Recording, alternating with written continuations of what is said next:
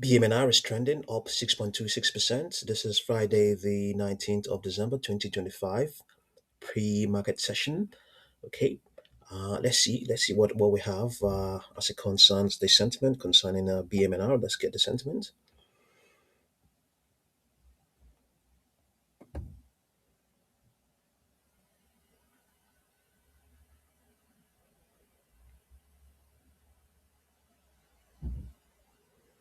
Bitmine Immersion Technologies, BMNR, is trending as the community becomes sharply divided over a proposed increase in authorized shares, a move that has reignited fears of significant dilution.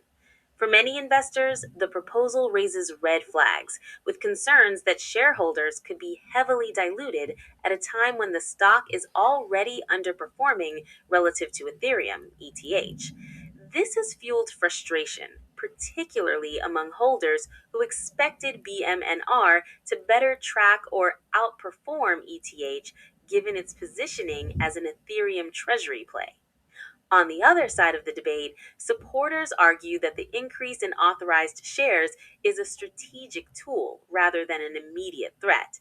Bulls contend that expanded share authorization could allow Bitmine to opportunistically raise capital to acquire more Ethereum at favorable prices, strengthening its balance sheet and increasing long term upside if ETH enters another major bull cycle.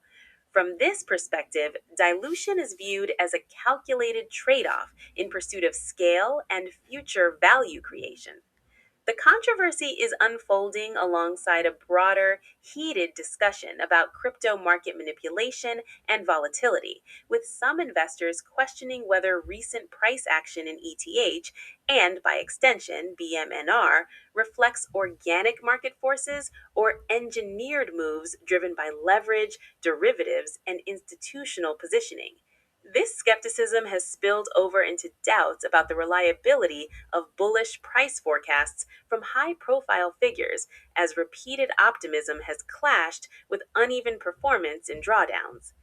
BMNR's performance relative to Ethereum remains a central talking point. While ETH has shown resilience at times, BMNR has struggled to consistently reflect that strength, leading critics to question whether the stock truly offers an efficient proxy for ETH exposure or whether structural issues such as dilution risk, execution concerns, and sentiment driven trading are weighing it down. Sentiment across the community is polarized. Bearish investors view the proposed share increase as a dilution overhang and a sign that management may prioritize expansion over shareholder value. Bullish investors see it as a long term capital strategy aligned with aggressive Ethereum accumulation and future upside. Neutral observers are waiting for clarity on how and when any new shares would be used, believing the details will determine whether the move is destructive or strategic. Bottom line, BMNR finds itself at a critical inflection point. The debate over authorized shares has amplified existing concerns around dilution, trust, and ETH correlation, while also reinforcing the stock's high risk, high reward profile. Until management provides clearer guidance, BMNR is likely to remain volatile, caught between conviction driven bulls betting on Ethereum's future and wary investors bracing for further downside. Okay, so as things stand right now, the extrapolation we have is saying that it's going to maintain the strength going all the way towards, I would say, the close of today's trading session amid strengthening and rising amid stronger momentum as well. But after that, it may begin to contract and momentum. Okay, well, may remain elevated as well, may still remain elevated amid a possible contraction going all the way towards Tuesday, the 23rd of December. In terms of projections, we have 37.15, but it's an upper projection. I believe that's this one here. Equally a pivotal projection. If it closes above that, what are the odds? I don't think it's very high.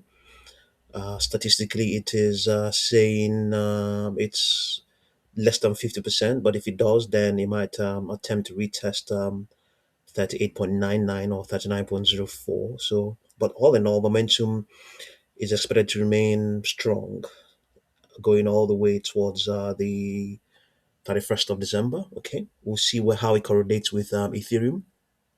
Before then, let's just break down the data. This is the data we obtained from this 4-hour chart, okay, including all the price pressure momentums. This is the price pressure momentum of the 10 period moving average.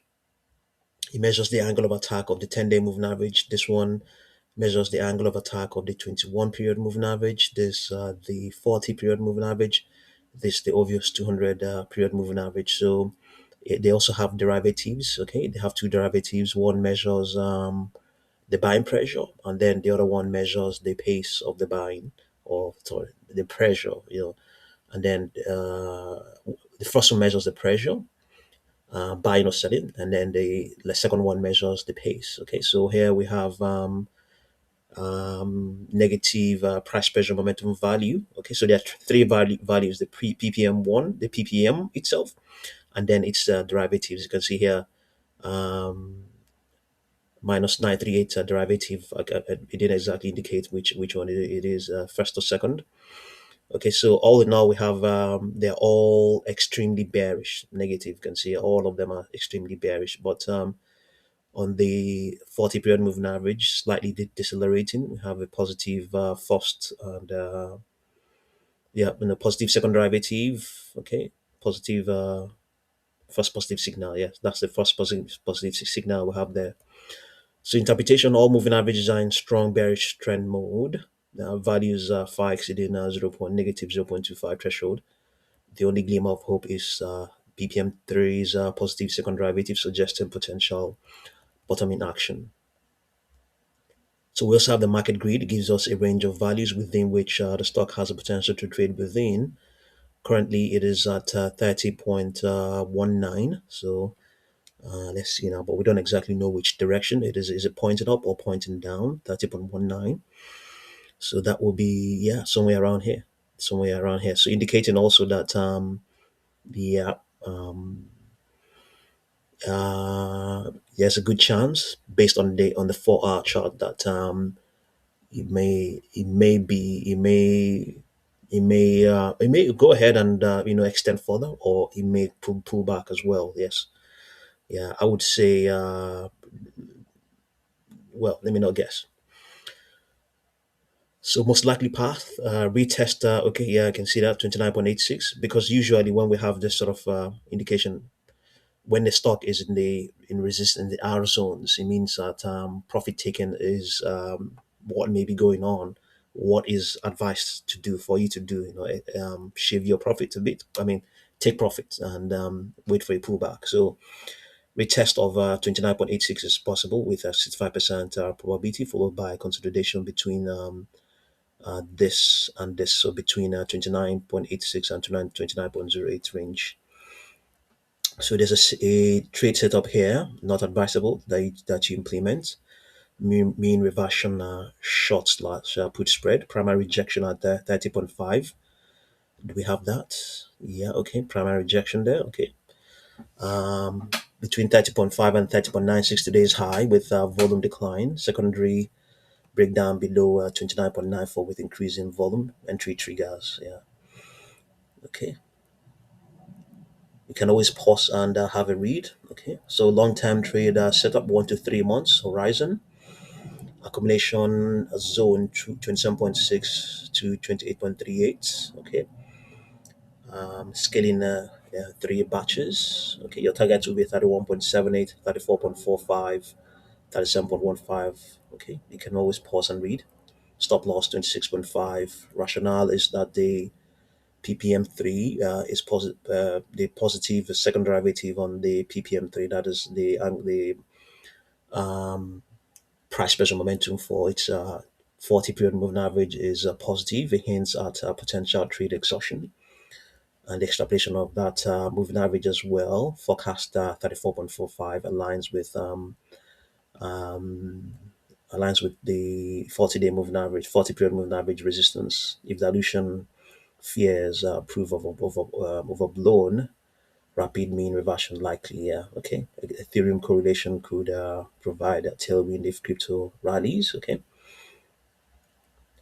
Risk factors and probability adjustments. Okay. You can always pause, okay, and read. Share dilution vote passes. Okay. Catalyst for 25 to 26 tests. Crypto market correction. High beta amplifiers downside. Is it high beta stock? It's not a high beta stock, but slightly okay. Maybe high beta to Ethereum. Maybe okay. Break below 27.26 capitulation to those of $20. Potential catalyst: dilution vote fails or management clarifies strategic use. Ethereum breakout above key resistance, insider buying or institutional accumulation. Okay, so let's just quickly glance at the correlation to Ethereum. Let's see.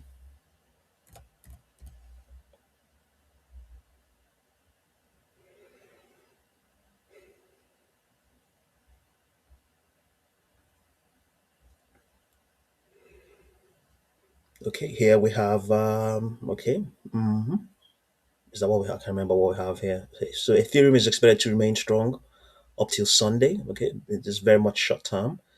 Momentum is not expected to remain strong. Yeah, yeah. Well, I think correlation is what we are trying to see.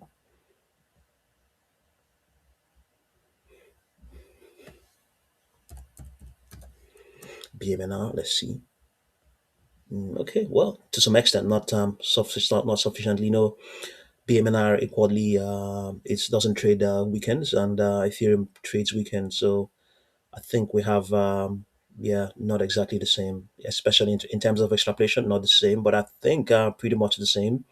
It's just that Ethereum is more volatile. It seems, yeah. So there seem to be some correlation since I would say between the 17th and today the 19th. Let's confirm again. 17th and 19th. Let's see whether they correlate. 17th and 19th. Yeah. Let's see with the distributive contraction. Let's see. 17th and 19th.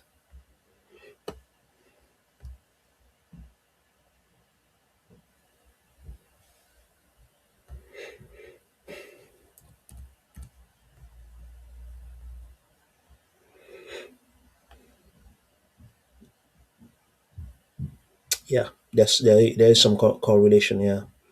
But Ethereum is much more stable, more neutral. Whereas Ethereum is much more distributive. So where if you're looking at volatility, they have it.